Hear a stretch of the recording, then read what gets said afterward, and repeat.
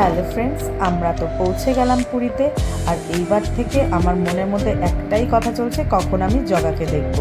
তো সবাই আমরা নেমে পড়লাম প্ল্যাটফর্মে, লাগেজও নামানো কমপ্লিট।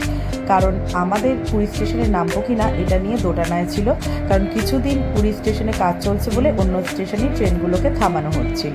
তো সেদিনকে আমাদের পুরী স্টেশনেই নামানো হলো, কারণ পুরী স্টেশনে দেখতেই পাচ্ছ খুব ভালোভাবে কাজ চলছে, রেনোভেট করা হচ্ছে, আরও বড় এবং আরও সুন্দর করা হচ্ছে। তো আমরা স্টেশন থেকে বেরিয়ে আস্তে আস্তে গেলাম টোটো ধরতে, কারণ এইবার তো পৌঁছতে হবে হোটেলে। সবাই খুব টায়ার্ড হয়ে গেছে আর আমরা চললাম সামনের দিকে।